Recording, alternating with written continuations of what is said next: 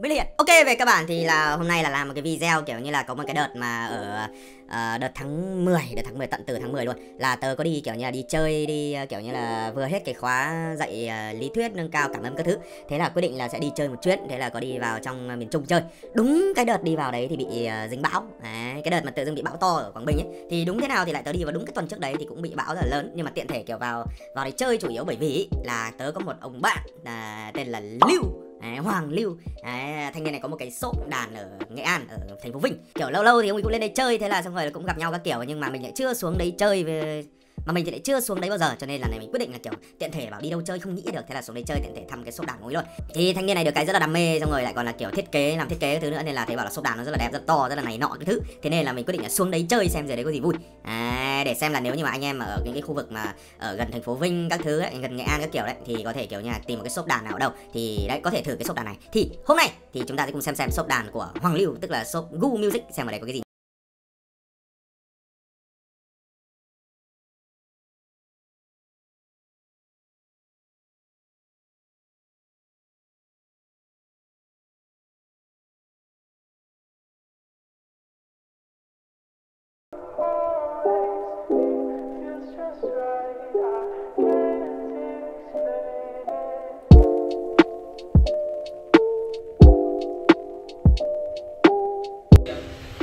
Có cái vãi cả đái thì đây là bán nước luôn à, tiện luôn à? Ông thích gì ông cứ uống đi. Không, ý là bình thường là bán nước luôn à? Không, cái này mua anh em uống cho vui. À ok, anh em uống cho vui là cũng hết được ấy, được chất lượng. Uống gì? Đang đái đường không ạ? Mẹ đái đường mà uống cái này vào là chết mẹ được ấy. Hay không? Hay còn được ông chủ bốc hộ cho, ông chủ bốc mãi vẫn không được. Đây, đi ngồi đàn được uống nước miễn phí. Bé uống không? Thấy này mưa bão để đi bão. Thấy có thằng bạn bảo xuống đây bao ăn thì mình xuống thôi, chứ còn mình đơn giản lắm. Ủa, mấy cái đàn này là đàn nước ngoài mà đúng không? Đúng rồi. Taka. Khoảng 20 đến 30% là ở đây là đàn ngoài. Đàn ngoài. Khoảng 70 80% là đàn Việt. Tức là chủ yếu đây là ông bán đàn Việt thôi đúng không? Việt thì có mấy thương hiệu kiểu gì? Việt Nam, Việt thì ngoài thương hiệu của tụi mình thì là Ba Đơn. làm Ba Đơn này, rồi Thuận người ta. Mấy con treo ở trên tranh đấy là kiểu đắt hơn những con còn lại, những con kiểu đàng hoàng. Quanh quẩn bao nhiêu tiền? Mấy con đấy thì tầm quanh quẩn bao tiền? Kiểu có mè ấy, con đấy là khoảng 2 triệu. Tức là ở trên đấy thì quanh quẩn toàn là cái giá tầm chục triệu các thứ. Còn đàn rẻ hơn thì đây. Dâu sen các kiểu. Kiểu 2 triệu này. Đây toàn G11 mà đúng không? Đúng rồi. Đây bán G13, 15 các thứ không? G15 cũng có. Có đúng không? Đấy. Ok. Có chữ Gu kia là đàn nhà mình đấy mà đúng không? Thường là một số thì là logo đúng, chính xác. còn một số dòng mà thấp á, kiểu trên dưới 1 triệu thì tụi mình có dán cái tem bảo hành ở trong tổng đàn của Gu Music. Khiếp Tất nhỉ. cả tổng đàn ở đây thì là sẽ bảo trì miễn phí trọn đời. Tức là cứ mua của ông là ông bảo hành. Chạy cần cũng sửa miễn phí. Còn lại thì mua thằng khác thì không, tao không nhận. Vẫn nhận. Nhưng mà phí ok. Con rông này là chỉ một hãng thôi, chỉ bán của một hãng thôi đúng không? Cháu tháng này trước thì có Nixie nữa nhưng mà kiểu hết hàng rồi, chưa về kịp. con rông này là bán khoảng bao nhiêu? Nó rơi vào tầm 2 triệu trở xuống. Cái này thì 6 triệu. Mình chả biết gì về cái này. Bán cái món này à? Cái này thì trưng thôi. Tôi chơi. Ủa, thì tôi tưởng bình thường nó phải to nhưng mà sao tự dưng nó nghe chậm ấy? Cái này là kiểu phải cắm loa vào. Chứ không thì nó chỉ kêu này thôi đúng không? Tất cả mình phải dùng cái móng gì ấy. Giống mình chơi kiểu harmonic. Mà nó chơi kiểu đấy. Nó cái tay ở đấy. To. Đó thì là cái phần tay này của ông nó phải chạm. Biết đánh không? Đánh nghe thử. Không. Đủ nghe. Kalimba có bán à? Đó. Kinh, bán Kalimba luôn. Hàng chưa về đó.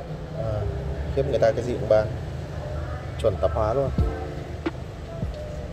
The Dreamcatcher thì không bán đâu đúng không? Không cái đấy là ông tự đan à? không. Vãi cả đài tưởng đam mê. Kalimba.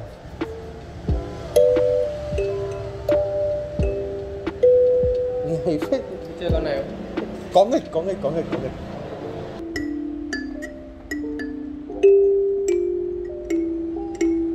À thôi đánh nhà Tuấn Hưng bị bản quyền sợ lắm.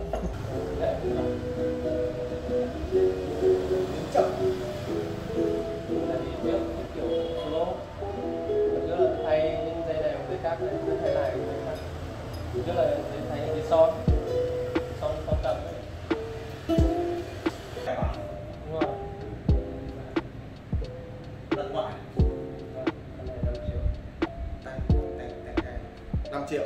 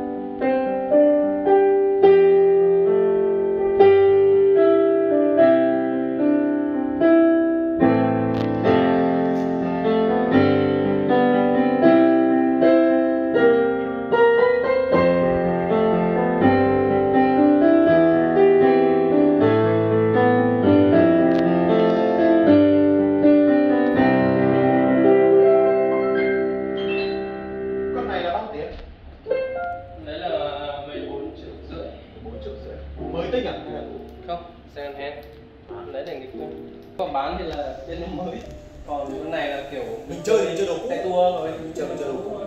Còn piano thì là toàn mấy con đập hộp luôn, piano điện nguyên chiếc luôn. Bán thì tầm bao tiền? Tầm trên 10 triệu. Trên 10 triệu trở lên. Có thương hiệu gì? Hiện tại thì cái con sản ở trong kia là Bowman của Con này 3 triệu nhỉ? Con này là full solid, mặt sau là có gì? sau là hồng đào ấy. Đào chưa cao.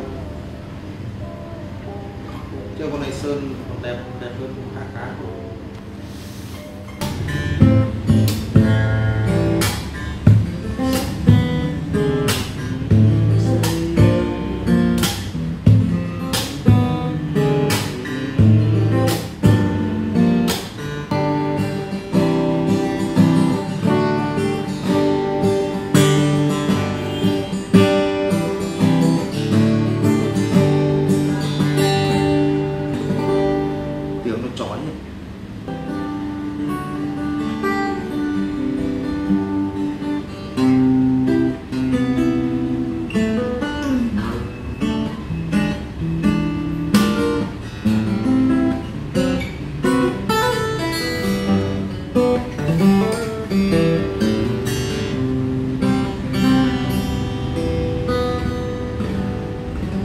Hơi chói cho cái sở thích của nó, nhưng mà được. Ở 3 triệu đến này là quá nhiều. 3 triệu đòi cái đàn chậm thì hảo mau á. Con này điện full solid luôn.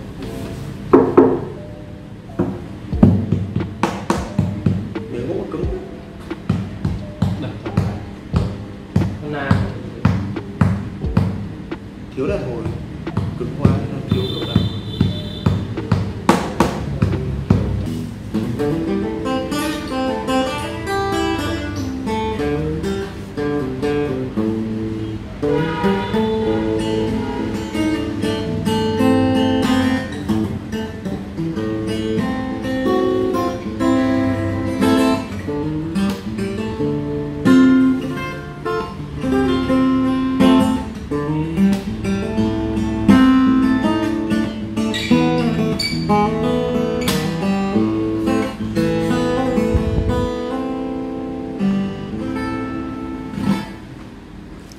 Ở đây bảo thế có mấy con 950 luôn mà.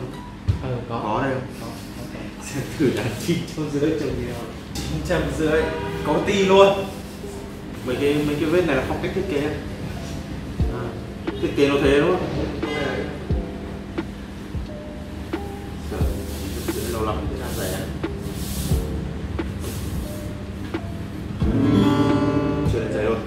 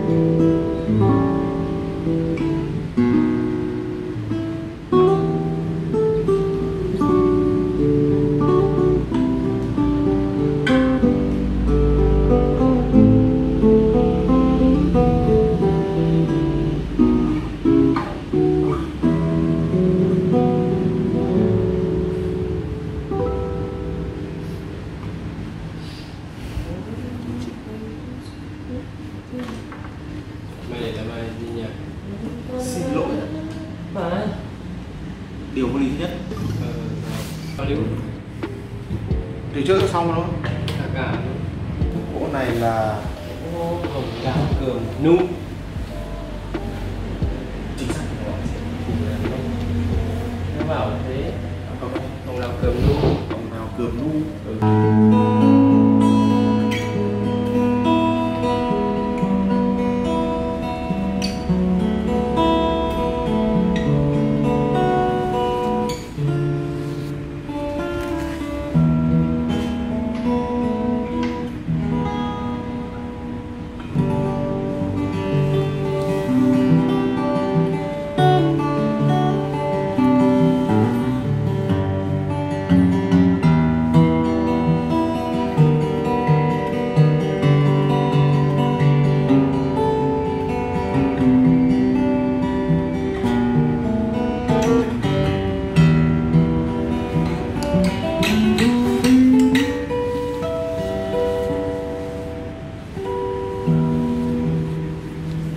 Ủa, mấy cái đàn này là kiểu gì?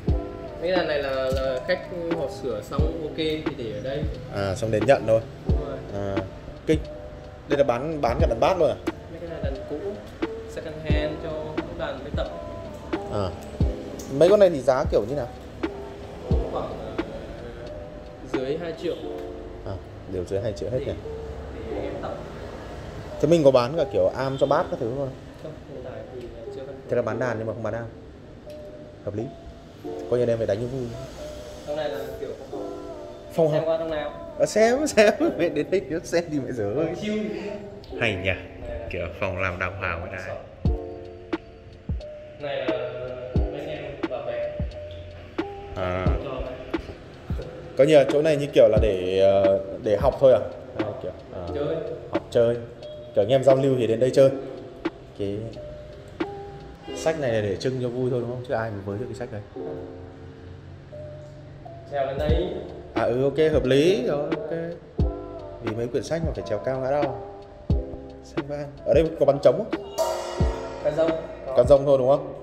Xanh ban này để cho vui thôi mà đúng không? Cái này chơi cá rông cũng chơi được mà. Thì có bán không? Hay là chỉ cho vui thôi? À, bán là xanh ban. Xanh ban là bán khoảng như nào? Nó rơi vào khoảng triệu 2. Một cái này đúng không? Cả chân không? Cả chân. Cả Ok. kiểu một học sinh sinh viên. Có cái gõ gõ luôn đúng không? Ừ. Còn kiểu mắc tiền hơn thì chắc chưa. Ok. Người ta có nhiều có cu sợ quá. Vừa chơi đàn vừa nghe những câu deep. Còn trên tầng là cũng là kiểu phòng học các thứ đấy đúng không? Học với cả phòng kỹ thuật. À, kỹ thuật, sửa chữa. Lắp IQ các kiểu thì là À, ok. có phòng riêng luôn. Đang set up cho nên là Ok. đây, cầu thang. Cầu thang này là sơn này là trang trí à hay là nó Cái thế? này là kiểu Cái đang bẩn. kiểu bẩn. À, bẩn đúng không? À, tưởng người ta trang trí người ta lại có gu thẩm mỹ lão á. Đó, về cơ bản thì cái shop đàn thì nó chỉ có thế thôi. Về đại khái là ở dưới đấy thì đàn gì cũng có các thứ, cơ sở đẹp, xong rồi là các kiểu thấy bảo là thanh niên được cái là rất là chăm kiểu làm những cái gọi là giao lưu, xong rồi làm những cái chương trình ở dưới thành phố Vinh, nói chung là trông rất là hoành tráng. Thì tớ nghĩ là trong những cái thành phố ở tầm dưới đấy thì chắc là đối với tớ thấy thì đấy là một cái chỗ đầu tư rất là hoành tráng rồi. Đó, đại khái thế. Nếu như mà anh em định mua đàn ở quanh khu vực đấy thì có thể thử trải nghiệm cái shop đấy nha. Ok, đại khái thế thôi. Hẹn anh em video khác nha.